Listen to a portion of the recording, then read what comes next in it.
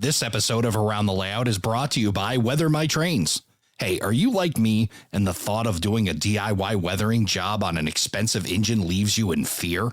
It's time to call in Rob Arsenault at Weather My Trains. Do what thousands of satisfied customers have done and let Rob help you notch up the realism on your layout with beautifully detailed weathering on your locomotives and rolling stock. To see what Rob can do for you, check out his website at weathermytrains.com.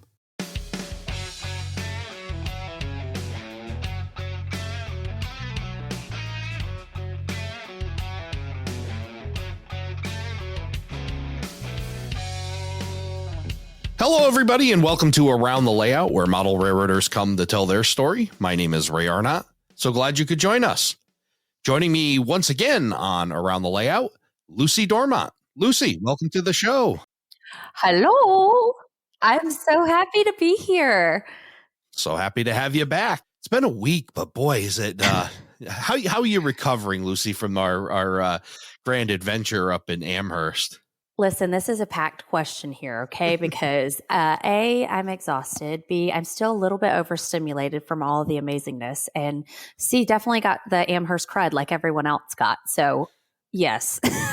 It was awesome. Have we scientifically diagnosed Amherst crud? Do we know this actually exists? You know, there's this kind of like the Loch Ness monster, and it is. For me this year, it was COVID, but I don't know everyone else's Amherst crud, but it definitely made its rounds. This year.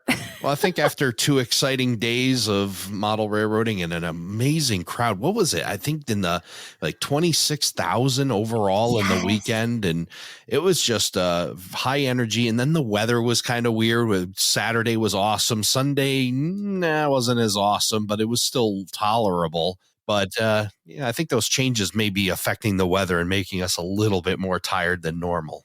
Probably so. And honestly, I don't know what would have happened if we would have had 2 really good days, because that first day, I think I watched the video. He said there were 17,000 people or something like that came in just that first day. That's crazy. And then the weather kind of prevented people from coming the second day. I'm like, gosh, can you imagine if there had not been any weather? Like that probably would have been double what the number was. It was like 26,000, I think. This came through, yeah, including vendors, but they only count the vendors one time, not twice for both days. Right. That makes sense. And, the one thing the weather did provide me, I know you're, got a marketing background and you may enjoy this, and my very unscientific marketing and kind of person research. So I had a table in the Young building, section 89D, and it was right by one of the entrances. And I can't remember which direction it was facing, maybe back towards the Mallory building, or I think it was towards Mallory is the entrance that I was at. Yeah. And one thing that was provided on Sunday with the rain and the wet, I took a photo of it and I'll have to share it. And I definitely need to share it with John Sacradotti. You could see where people were walking because you saw the wet on the concrete. So I took a picture of it and I said, well, this is cool. You can tell people they're coming in that door. They're either going straight or they're turning to the right, because the left side was completely dry.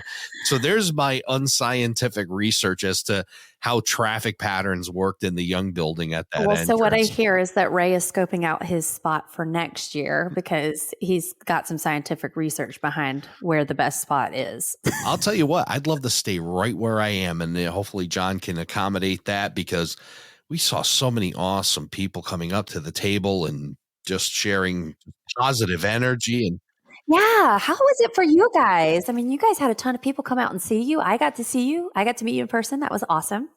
But you guys had a huge crowd around you, like always. Yeah, good spot. I mean, we were amongst good people. We had Mac Rail and Home Shops right across from us, and I think it was A&S Trains that was right in front of us. And then it's always a really good building, the Young building. Of course, the food, the West Side Grill is right there, so that helps. You were close to food. Yeah, you were close to food. Yep. So that definitely helped. But yeah, awesome amount of people coming up and they're showing their appreciation for the podcast and throwing suggestions and throwing names around. I'm still entering all the business cards into my contacts, and I'm still trying to catch up, like I'm sure you are, after a wild and crazy trip. Yeah, because I got so many business cards and I met so many people at this show, and then I was sick all week. So I'm like, okay, I'm like a week behind on catching up with everybody, but I promise I will get there. Yeah, I'm sure you will. And of course, we talk about, before the show, family life and everything else. So it's just catching up on all those things. And of course, you All the being away things. for a few days too. So that, and having to travel. So you had a quite a big plan. So I want to get into that and talk a little bit about Amherst. But before we do that, for those that don't know, Lucy, why don't you talk about your role with the NMRA and kind of what you're up to? Yeah. So in August, I started as the social media manager for the National Model Railroad Association, just kind of part time. And my background, actually, I came from a railroad museum that I used to run. We've moved to Memphis, and it just happened to work out. It was perfect timing that they were looking for someone. So I started that in August. And now I'm moving to more so some full time hours because there's just a lot of great things happening with the NMRA. So we have so much initiative going on trying to energize, you will say, re-energize the organization and kind of catch us up to speed with what's going on with the rest of the world, because most of our modelers are on the internet and social media. And so that is kind of where I come in. My job is to find those people, bring them home to us, know that we're here, and make them feel like a part of our community. Well, you certainly are doing a great job with outreach. I see NMRA posts quite often on at least the platforms I'm following, and now I've got even one more because of you and your influence to get me TikTok. introduced me to TikTok. I still have I created the account, and then that's about as far, because it was Amherst time, and all the Yeah. prep that goes into doing Oh my things. gosh. It's just, so it'll be one of those things I'll revisit. And, for the folks that are listening now that are on TikTok, look forward to an Around the Layout TikTok channel of some form. We'll see what happens with that. And, I guess I'm starting to show my age as I'm starting to I figure think old we're going things to do out. But you do your stream yards on there. That would be so fun. They can watch us record live. yeah, What? we could do that. We could throw some stuff. I even have, because we record both the audio and video when we record on StreamYard. So I'm sure we can come up with clips that we can throw on there as well. I love it. Just another project to accomplish. But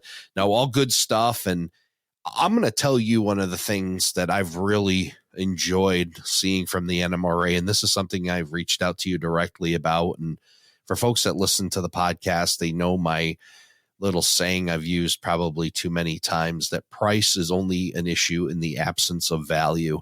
And what you're doing by adding value back to NMRA membership is really something that I see as a bright spot in encouraging to folks that when they pay their dues, they get to actually see what it does for them. And Yes. you're doing an awesome job with that, and especially with your partnership program. That's absolutely excellent. We couldn't do it without our partners. Our partners really make it worthwhile. And honestly, the thing that I see the NMRA as is kind of like the mothership of the hobby. We're here to support everybody. And by being a member at the NMRA, it allows us to be able to do that. You guys support us, so we're able to be all involved with everything that's going on in the industry. And I think the more we start to kind of create that type of environment and just being the mothership and the resource for everybody, we're really going to start to see people seeing that benefit, and they'll want to support it just because they want to see the hobby grow. They want to see it continue. And you see these people saying, oh, the hobby's dying. Well, 26,000 people in Springfield, Massachusetts. Right. I don't think so. Yeah. I don't think so. No. So No, we've tried to rebut that 100 times over. And, my saying about that is the hobby is not dying, it's evolving. It's just, it is. it should. And that shows you good health. It's always evolving. As much as the globe evolves and everything else, so does model railroading, and the hobby changes. And yeah, okay, if you were into something that they no longer produce anymore, but maybe to you the hobby's dying, but boy, oh boy, I mean, look at the amount of just vendors that were showing. To forget the people that walk Yes. through the door, just the amount of, you could almost dream anything and walk through and find it. It's Yep. absolutely amazing. The world is just evolving in model railroading, and the availability just proves that. And I think when you say evolving too, we were talking about marketing. I think one of the biggest things in the rail industry across the board is that nobody really knows how to market. Yeah. So like I'm seeing a lot of positive growth and people knowing how to market their museums and knowing how to market their clubs and things like that. And I think the more they see us doing those marketing steps on social media, they'll kind of follow. So it's going to help everybody in the industry. I think they just haven't really seen a lot of that social media stuff yet. Yeah, it's kind of an osmosis kind of thing, right? It'll rub off on you as you start to see those things and you see other vendors. And what's also cool is there's a lot of competitors at Amherst, but you see them all gathering too. Like they're having conversations. Absolutely. And they're sharing ideas. And for when one does good, it helps the other, and what one can do, the other can't. And it's just a community lift. It really is. Yeah. So phenomenal. But yeah, going back, your role with the NMRA, it's great the NMRA brought in you to do these types of things and get the NMRA kind of that 21st century communications and marketing mindset. And you're young, you're enthusiastic, and that's exactly what we need in the hobby and certainly needed in the NMRA. So definitely good to have you.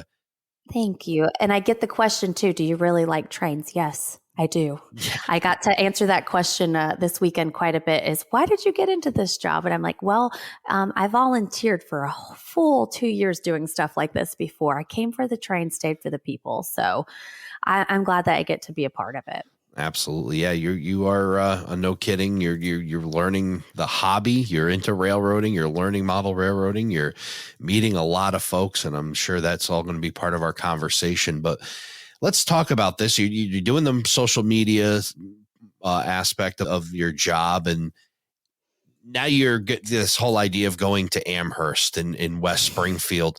What, prior to, let's even say, your role at the NMRA, what did you know of the Amherst Railway Society's Railroad Hobby Show?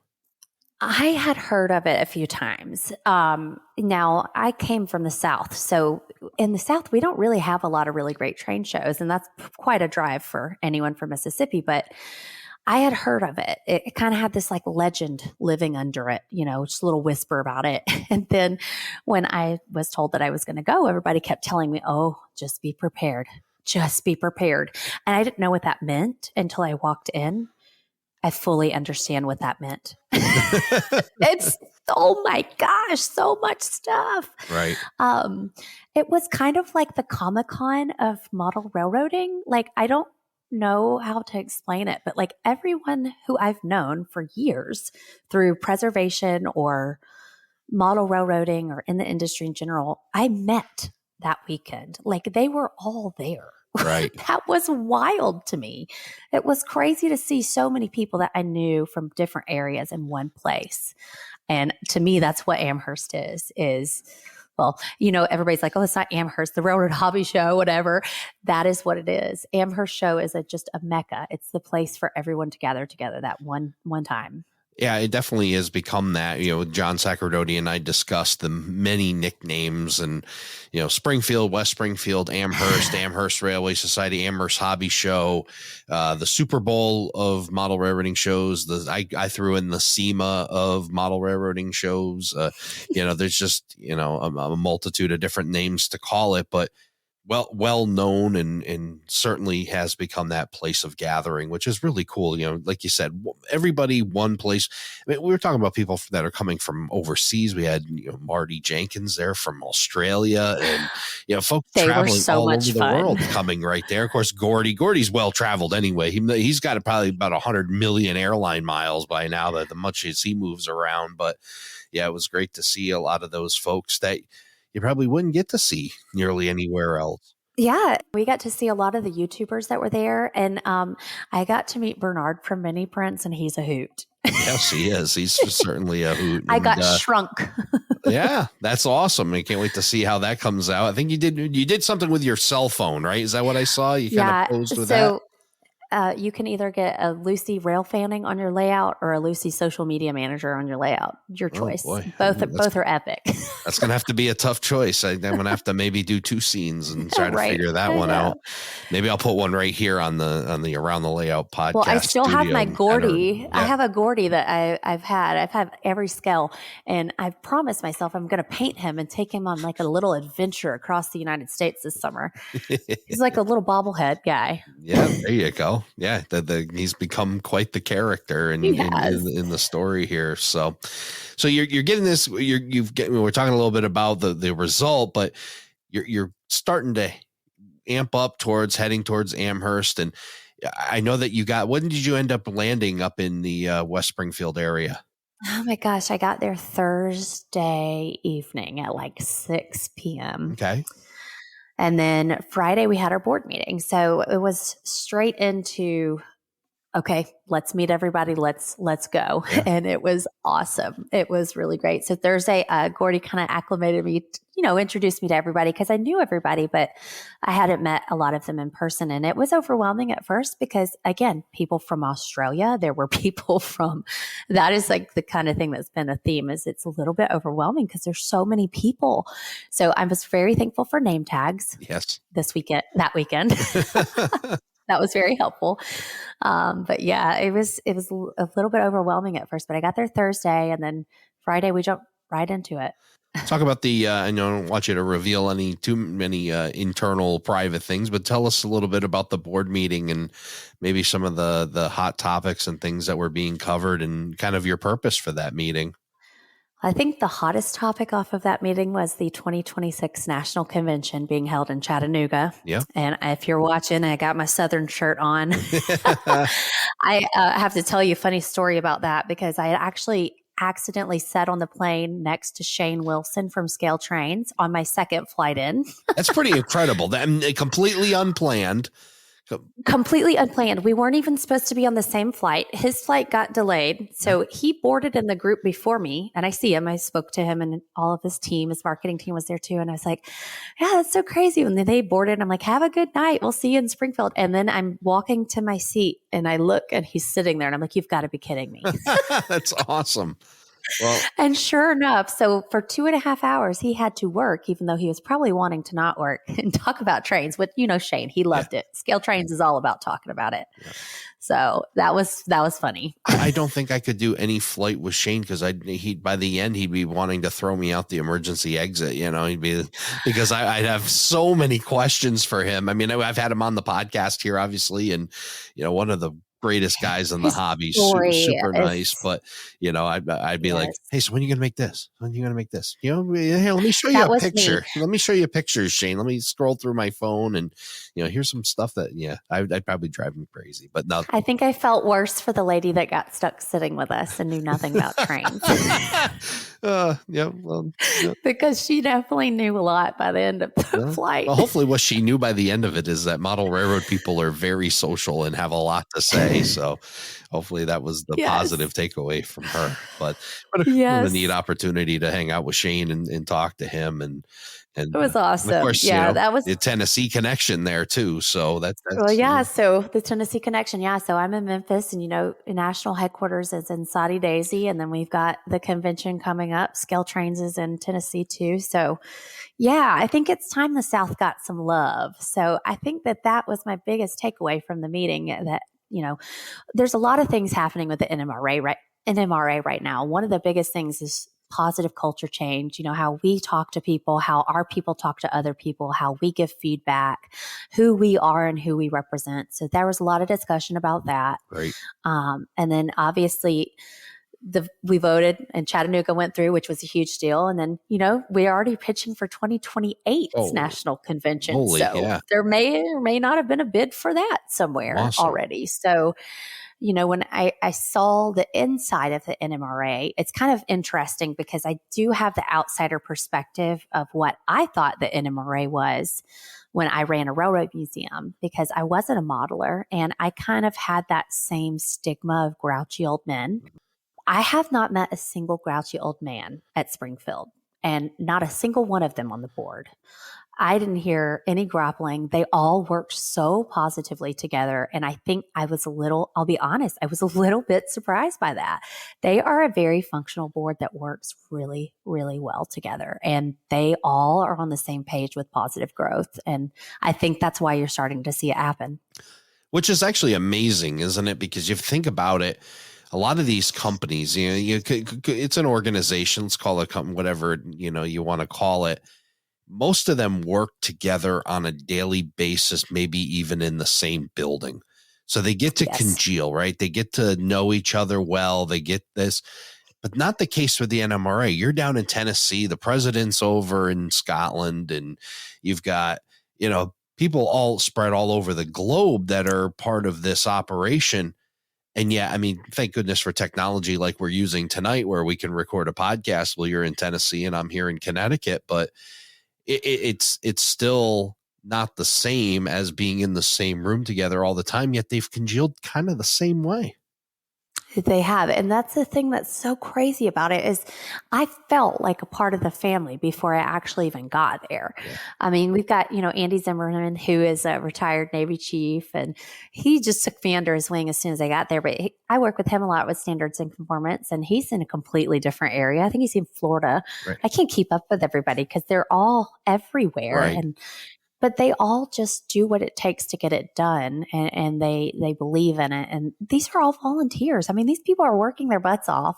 Like I think of Gordy all the time, and I'm just like, man, I don't know how he does it. He's got a full-time job. He's working crazy, but it's because he loves it. He cares about it. So it's really cool to see that passion. Well, if all else fails, what we do is between you and Gordy, we just can your energy and start to sell it to folks. Cause I don't know how you do it. I don't, you've got a, family and, you're working this role, and, Gordy's doing the same thing. I have a very supportive husband. If it was not for my very supportive husband, I would not be able to do any of it. We'll throw a plug in for him. That's awesome that that he's doing that and allowing us to have some time with you to help grow the NMRA and to promote it and get more folks involved. So you have this great board meeting. You're meeting all these great folks. This is Friday, and then I don't know if you got to look at it Friday, but tell me about the first time you walk in and you see Amherst and that reaction. Did you have sensory overload like most everybody else seems to do when they walk in? Listen, poor Gordy, and he walks very fast, by the way. He had to just keep pulling me because I kept getting distracted. I could not walk for 5 seconds without going, oh my goodness, look at that. It was just every 5 seconds. I think the one that got me the most was the steel mill. Yeah. Oh my goodness. I stopped in my tracks when I saw that whole steel mill operation. I was like, wow, it was just so massive. And I wanted to buy all of the things. Yeah. And I still don't think I saw everything. I will say that's one of the things as being a vendor is it's very difficult to find time to go do all of the things. And I will say Gordy was wonderful because he wanted to make sure that I met everyone. So I got to see a lot more than most of our volunteers did. So I don't want to say that and be like, but I don't know that most people even got a chance to go buy a locomotive if you were working the show because you were just swamped. I know for myself and for Joe Mammy, who worked the table with me, that's absolutely, this was the first time I've ever had a table at the show. And it turned into be a different Amherst, a great Amherst, but a different Amherst because I'm so used to doing that. And I'm the one that believes that, yes, you can see all of the show in one day. You cannot absorb it in one day. You can blow by and just visually, if you keep moving and walking, yes, you can see it. But if you really want to get the full impact, it's definitely a 2-day show. And if you're vending, I don't think you get the opportunity to see the whole thing. I could have spent the whole day just at the T-Track display. I mean, it was so amazing. I'm just like, I could have stayed here all day looking at it. And there's just so much detail and so many different things. But I mean, you think the Lego layout even, I mean, like, I know I didn't see all of that because I only made it about halfway through because there were so many people. It was just amazing. And that's the one good thing about being a vendor is, we had these special events that we did during that. So it allowed me some extra time to be able to see and get pictures and things like that. But yeah, there's just so much to do and see. And I think every year it's just going to keep getting bigger. It's, when you listen to John talk about it and his passion and in the type of show he's built, I mean, obviously we talked about this, your marketing mindsets, and you listen to John Sacerdoti talk, and he's just a guy that you just want to sit there and just listen. Like, He's a good human. download. He's just, yes. And I think he just illuminates good person. And I got to spend time with him and the team.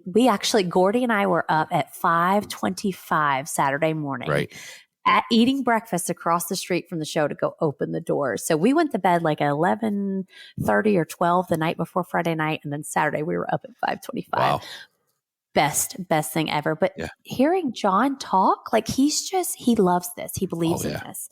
And I think that's why it's successful. Yeah. Because they love John. He's great. Yeah. He's in his mindset about how to produce a great show. It isn't just let first come, first serve. Everybody gets a table. He thinks all of this out. His mind is on what's the best production I can give. And that is why it's become what it's become, because you have a guy like him at the helm, and, and he cascades that message down all the way through the staff. I mean, you even all the volunteers, everybody you interact with the show, just all smiling, all happy at the gate, at the doors, everywhere. It's just that same type of leadership that's, cascaded down and given that message to people about what it's about, and they get it. And that's what makes Amherst so different, is it's not just a show, it's an experience. Right. And I think that's where John has really done a wonderful job, is he has made sure that this is an experience.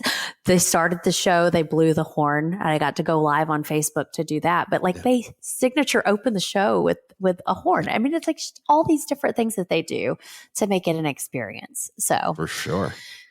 Agreed. So tell us what you can kind of remember in your Saturday. I know you talked about a bunch of things that you did and whatnot. Talk about some of the things you remember. Saturday was crazy. We had so much going on Saturday. So we had our NMRA partners breakfast where we got to sit down. That may have been on Sunday, actually. We had the women in model railroading where we did cookies, and I got to meet these two little girls in the bathroom, and I was like, you should come meet the model railroaders and these women. And they came over, and it was the cutest thing ever. Awesome. So that was a really cool experience, seeing all the women that flocked to our booth for that. I had no idea that there were so many female model railroaders. However, I don't think they realized that they were model railroaders because they're just doing scenery. Right. Well, But I'm like, you count. Yes, you do. Right. So we snuck them in to come and do an operating session with us when we did the Dry Hill Club with the women in model railroading that night too. That was Saturday night. So yeah, Saturday was crazy. So I'm trying to think from the very beginning. Started with breakfast. Lots and lots of trains, lots and lots of people. Scaled trains announcement at 10, and we got to announce that alongside of them, which was a really big deal, the NMRA convention being held in Chattanooga. I think that's a big deal for a lot of people because the South just hasn't seen anything like that in a long time, and they've wanted to. So I know all of those divisions and regions are super stoked about that. Well, that's a great place to have it. I haven't really spent a whole lot of time in Tennessee, but it's not deep South. And I'm not saying just for geographically, it's in the South, but it's also very reachable. Yes. For a lot of folks, even like mid-Atlantic states, even Southern New England. Exactly. A trip to Tennessee is 8 or 9 hours. You can be into Tennessee. It's not like you can, it's not too crazy. You can get Have you there. Been to the Tennessee Valley Railroad Museum before? I have not been to the Tennessee Valley Railroad Museum. Well, this is 6:30. You're going to love it. It's amazing.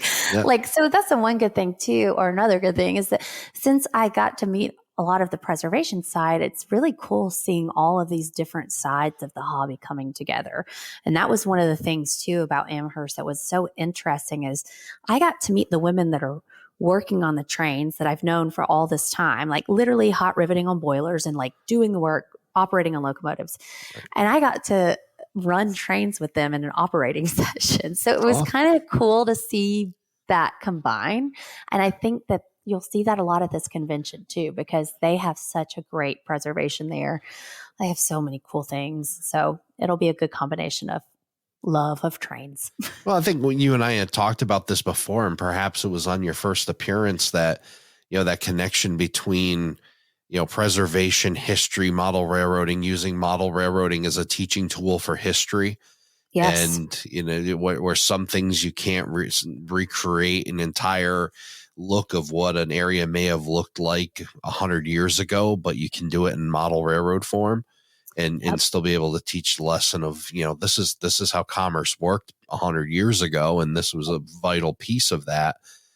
So yeah, I think there's a natural tie between all of that and a lot of opportunity for many to tie in history into what they're doing and make it come full circle.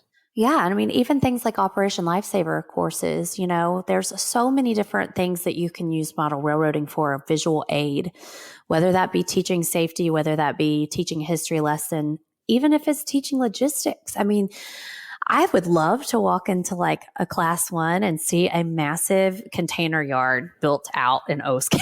Yeah, So sure. teach me how this works in person. Right. Like, I want to see this. Yeah. That is what I think we can do a little bit more of.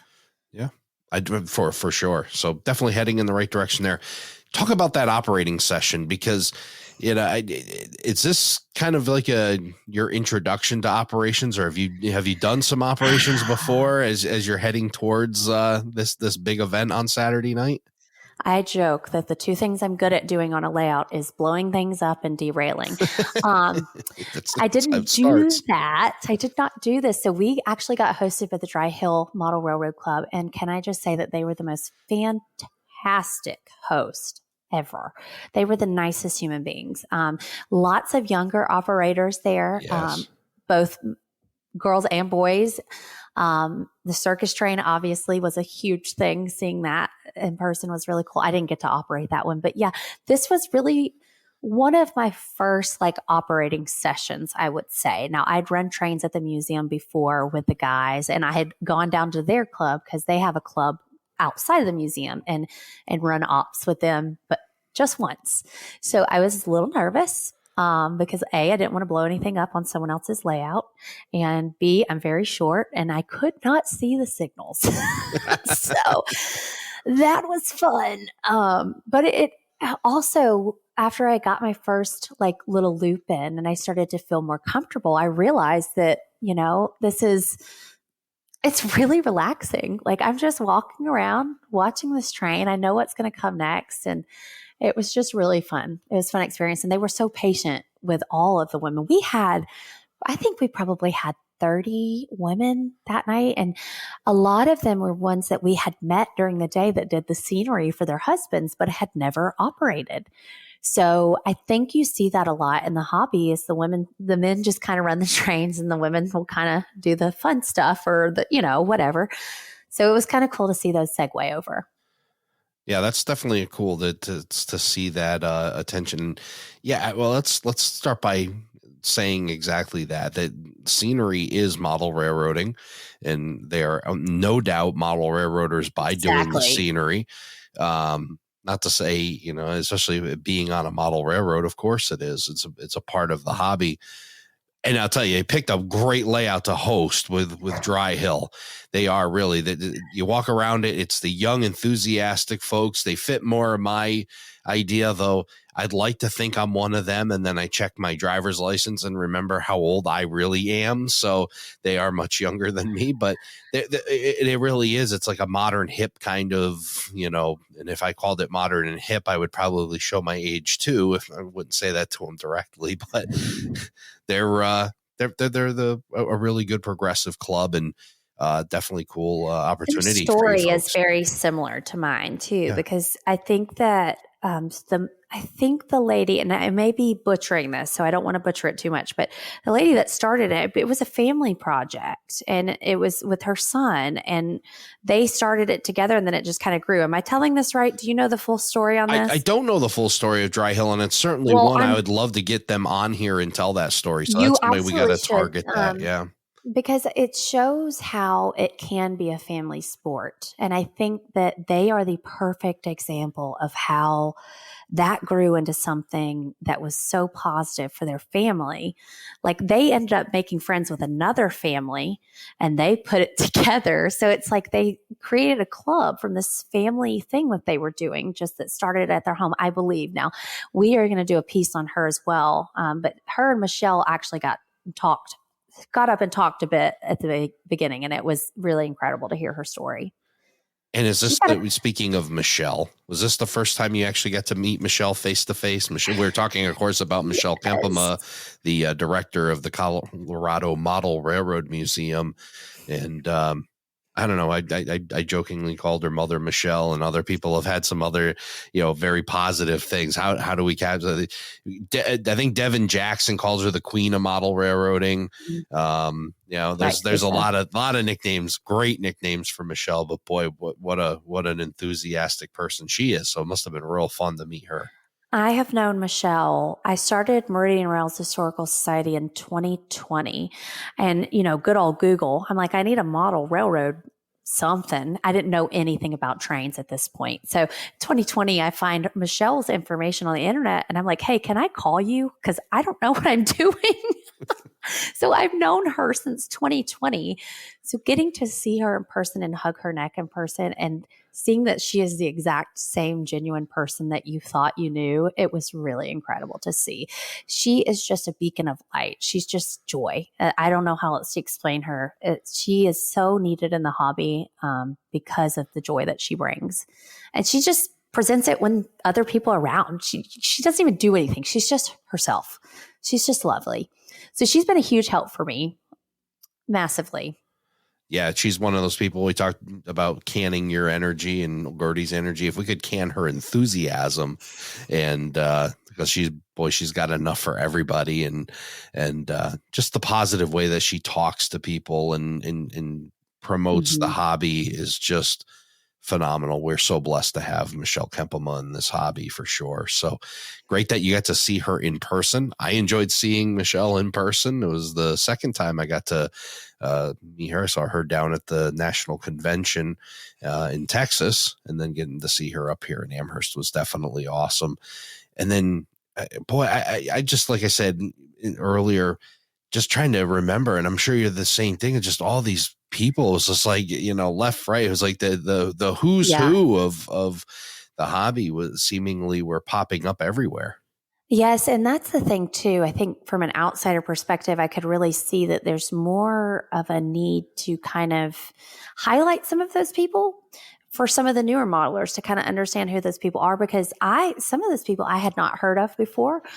And I wish that I would have heard of them way, way, way before. So it was really kind of nice seeing all these people and getting to know who they were and how we can better assist them with telling people about them, and also meeting our partners in person and being able to say, hey, we're so happy that you're part of our family. Like, how can we help you?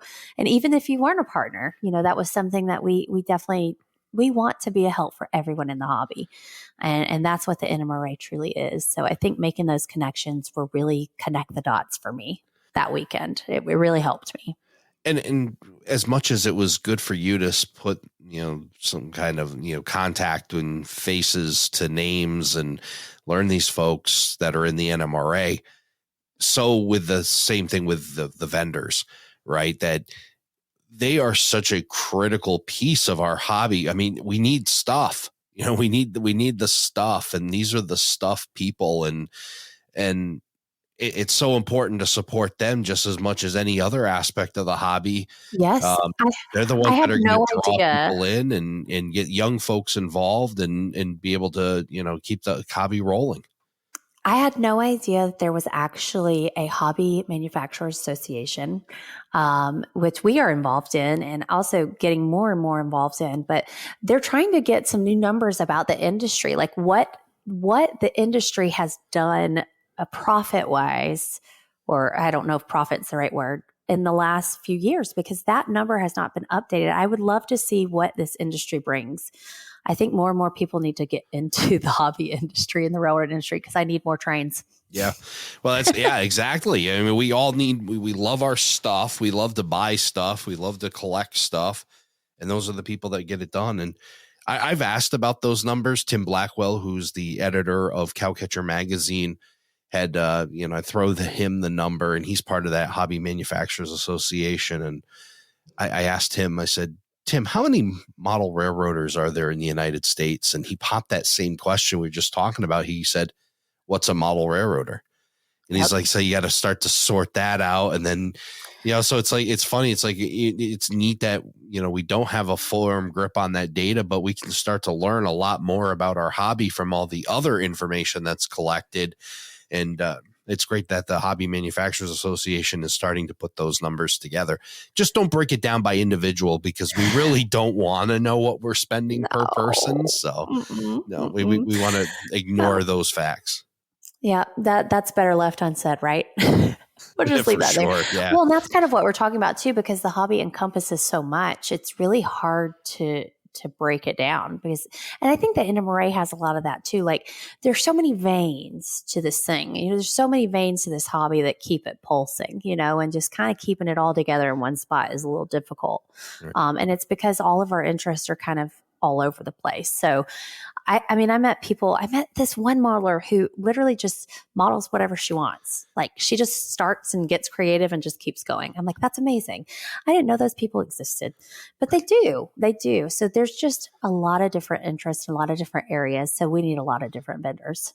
Yeah, we need a lot of vendors, and we need a lot of people. And, and then that helps when you start to bring out those like people. Now you start to build a pool of the same type people, and that helps get them what they need, because now you know what the market is. And it's so critical for that to happen, and that information to be shared. And events like Amherst help that happen. It really is, the train show really isn't a good name for it, although it's got a million nicknames, because it really becomes that trade show convention type atmosphere when you start to see 2, 3, 4 people get together, and you see them standing, maybe arms folded, and they're just yakking away.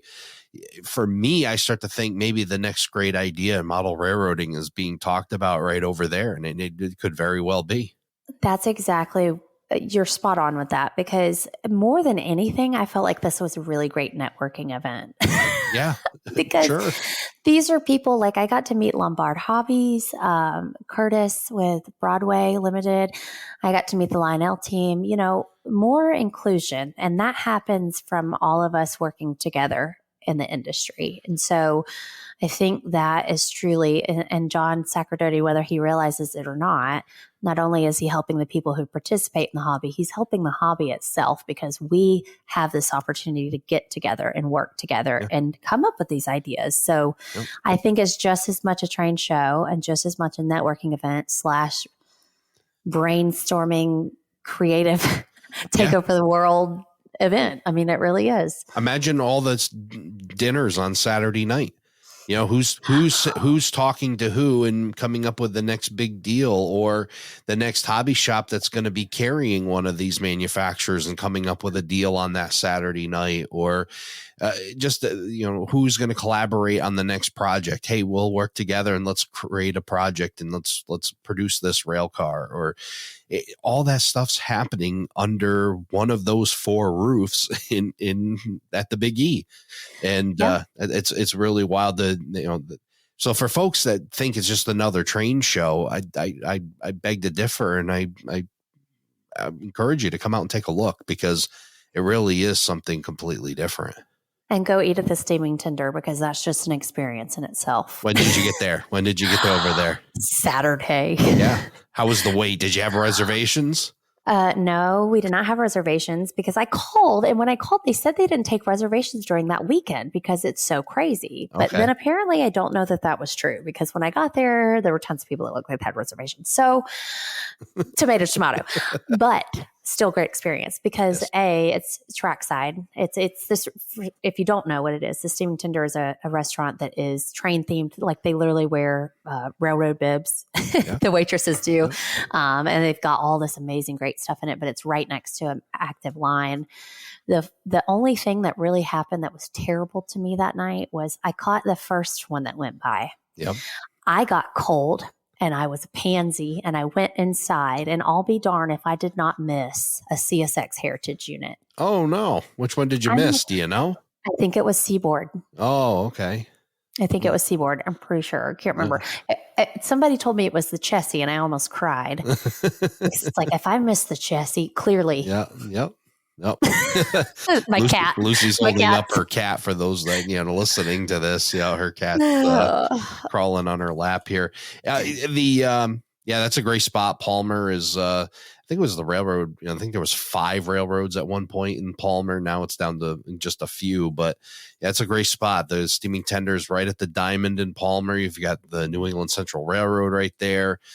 Massachusetts Central is right there. And then, of course, the old B&A where CSX runs. That's the line from Boston to Selkirk.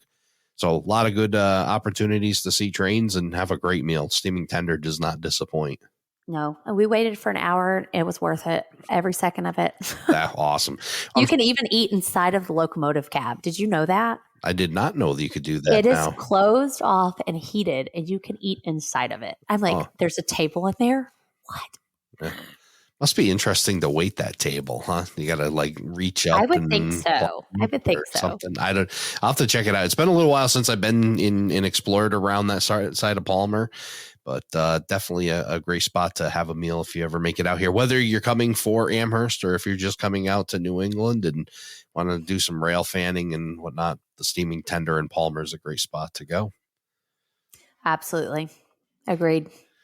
So Saturday night, you're doing the women in model railroading, and then you go to dinner, and then it's just action packed. And then Sunday, I think you slipped out a little early, but tell me about your experience on Sunday before you had to head home. Well, Sunday was just crazy, but in a good way. I got scanned on Sunday, so I got to be scanned by Bernard at Mini Prints, which that was a whole experience. That was very fun. And then we had our partners breakfast. So that was a chance for us to get together with our partners and just thank them and kind of ask any questions, or you just kind of get to know them, know that we're here for them, and just kind of talk with them. So that was on Sunday.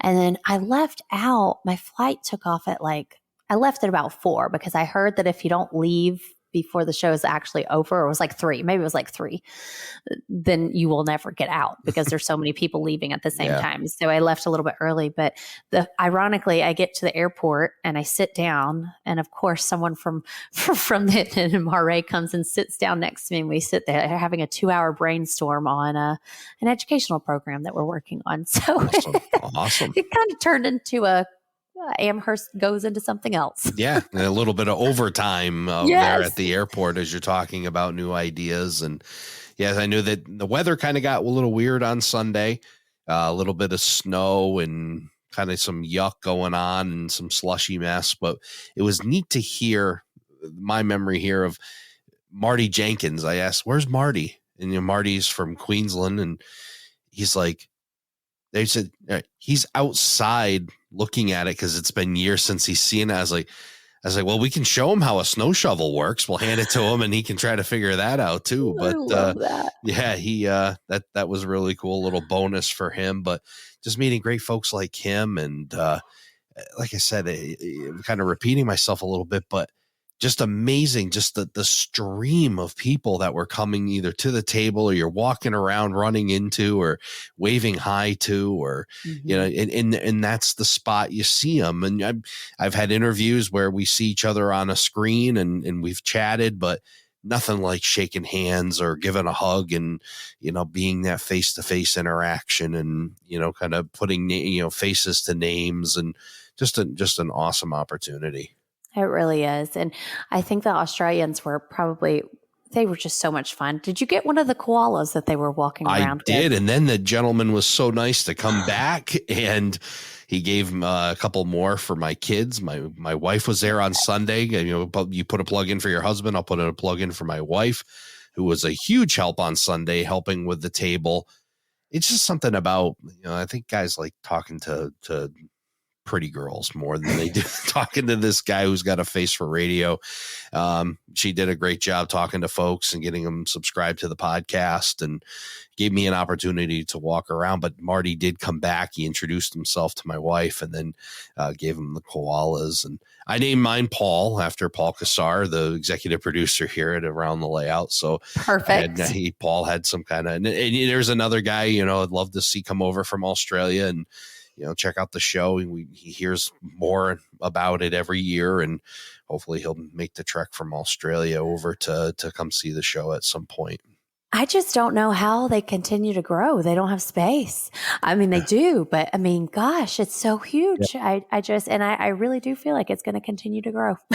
Yeah, I think the draw is definitely going to grow, and I think, and John talks about it in many of the, in the shows that we've done. We've done 2 preview shows where we've talked about Amherst, and he said sometimes it's you'll see some of the vendors cycle out for a year or 2, and then they'll cycle back in. And there's some that can do every year, and there's some that can't do every year. It's just not in their budget, and that makes sense, especially a lot of these cottage industries, which if you listen to the podcast, I've got an affinity for cottage industry and small business, and to do that show every year has got to be an enormous challenge. But it's funny, as some will cycle out, and then those are cycling out, these are cycling in, and I think that's what keeps it growing. Is although it may not be more vendors, it's different vendors, and I think that cycle helps it become fresh every year.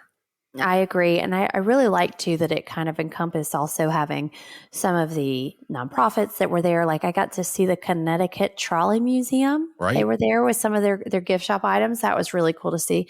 And then a few more. The New York Association of Model Engineers. Am I saying that right? I probably butchered that, but I had known their president on LinkedIn for years from Meridian Rail. So I got to meet him too. So it was really cool to see just all aspects there. It has something for everyone. I think that's the biggest thing for Amherst is it has a little bit of something for everybody. Yeah, even if you don't like trains, you will find something at Amherst that you will absolutely enjoy. I think, the combination, like you said, there's vendors, there's manufacturers that aren't selling, but make product, but they're just showing, displaying, meeting people. Got to see Jim Wiggin at Athern. That was great to see Jim. I talked to him on the phone quite a bit and online quite a bit. And it was good to see him in person, but what great access you get to talk to the brand manager at Athern, and hear his, take on things and share your take with him. And so you got all those. You got the vendors. You got the folks that are selling, the folks that sell stuff or make stuff, but then you got these museums, the nonprofits, and then you get the layouts where you get to see the stuff in action. And if you're not a model railroader and you go to Amherst, you can still just get enjoyment just walking around and seeing the layouts because it's all relatable. It's the world. Did you see the dinosaur one that was blowing up on a building? You probably didn't. I don't, because you probably didn't get a chance to walk around and go see it. But I think you're right. You saw it. Tell us about it. I'm going to tell you about it, and it's on my Facebook page. So if you are friends with me, you'll be able to see it. There was this T-track module, and it was the one that was voted best of the show or whatever. And it was a dinosaur that was literally blowing fire onto a building. It was an N scale, and I was like, "This is awesome!" Yeah. But I had never seen anything like that. Just the creativity of that. I mean, I was blown away by all of the different type of things that I saw. Some I expected, some were my normal things of like, this is your normal operation. Like this is going, this is by the book. But then you'd see something completely off the wall and be like, that's really interesting and cool. So that's what I love about it the most. I'm going to repeat a line Isaac Fabris said in a recent show. He said, the world is your oyster. And I think with model railroading, it is your oyster, right? It's like whatever you want to do. So long, if you can build it, if you can, it's all in play. It's just amazing. It's just, if it exists in the world, it can exist on a model railroad. And I think that's what makes our hobby so great is the vastness of it. It's just, there really is no deep there's no defined boundary somewhere. It's just continuously expanding. And I think that's what makes it so great. Yep, it is. And it just leaves so much more room for creativity. You know, I love seeing what people are doing. It's just awesome. I've seen so many different things. So we all are a little bit different. Yeah. And we all are model railroaders. and I think you can do that. I mean, you watch the folks walk by, people from all different walks of life, young, old, by gender, creed, it's just a fabulous culture mix in our hobby. Just so many different folks with all one common thing. They love the idea, and you know, it really is cool to be able to bring 26,000 of them together in a weekend and have that kind of that touch with those folks. So it really is. So as we're getting deep into the show here and we're going to wrap up, it's confession time, Lucy. What did you bring home with you from Amherst? Oh, no. Okay, so I have to tell you, we still are running our 027 up there. So Connor got my son, he got a Lionel flatbed car with a backhoe loader on it, which he was super excited about. Awesome. I got 2 Southern shirts and 2 big boy shirts for him. I planned poorly and did not leave enough room in my suitcase. I did not know that I needed to pack an empty suitcase to go to Amherst, but now I know for next year. We're going to have to put you with the experts who on Sunday morning find the open FedEx and they ship stuff back to where they're going. I mean, I got it in there. So you have an in. Yeah, you have an in. Yep. You go down and you ship it back home. So don't limit yourself to just one suitcase next year. You're going to be able to bring a whole bunch of stuff home to the family. And it helped me see what I wanted to do. I think up until Amherst, you know, I've really been kind of at a loss at what we were going to do next. You know, my son has the O scale layout right now, and it's just a figure 8. And we have a table up there, but we also see some opportunities with the NMRA to use T-track modules and N scale for some inspiration, doing some content creation. So that really was good to see in person. And I think seeing how the one thing with the T-tracks that I loved was seeing how the artist started, and it was okay scenery. Yeah. And then as they progressed, it just got more and more amazing. So now that I know what I want to do, I think I had a little bit of buyer paralysis. Yeah, right. Because there was just so much. I mean, like I will say you need to go in with a goal or objective of what you're looking for. Now you might find a lot of other things too, but I didn't know what I was looking for. I just wanted all of it. So yeah. I was so overwhelmed. I've said this before as well, but I admire narrow-minded people because it's got to be easier for them. They're like, yes. They'll pass by, they'll like blinders on going straight towards what they want. Where I can't do that. And I've kind of decided where I want to be, but I'll stop and I'll go by Bachman's and they have the G scale locomotives out. And I'm just like, oh man, look at these. I mean, just to see all that detail in that massive scale, and I'll still admire it, and I'll still stop and, you know, the European stuff. I don't model European, but just to stop and look at it and see it and admire what other people have done. And you know, boy, you could spend just hours upon hours just doing that there. But you hit a great point. And it's something that we talked about on the show as well. And for somebody like yourself, that's, you know, since starting in the hobby and trying to figure out what they want to do and what makes sense for them, is to a show like this where there's so much variety you can go and see and go, yep, I like this. This really attracts to me. Oh no, okay, I like this, but it's not me. And be able to try to narrow your focus by spending time thinking about the things you like and the things you don't like, because you're going to get to see a whole bunch there too. I think too, even realizing what's doable. I think for us, my biggest fear with the N scale was it's too small. I don't know if I can hold this. But then after going and actually seeing, I'm like, this is very doable, and talking to vendors that have kits and asking them questions, because that's what it was. I mean, you had a chance to ask the questions by the people that are making the product that you're purchasing. Like you could talk to them and like literally ask them a question. And that was really awesome. So yeah, it's just like a treasure trove of an event. And I think everyone needs to experience it if you can. Absolutely. For sure. Absolutely. Well, you certainly experienced it, got to meet a lot of folks. It was great meeting you in person. And it was so good meeting you guys. Yeah. Your booth looked amazing, by the way. Well, thank you. And we're looking forward to making improvements to that. One thing that was really cool was just even the feedback on the diorama. Joe and I built a small diorama and we put that up, and, just a conversation piece and something that him and I both enjoyed building. And it was a tip of the hat to a friend who had recently passed, and we were able to kind of pay tribute to him. That would be Tony Donatelli. So that was really cool. It was the first Amherst without Tony. So, here's to Tony and, memory of him.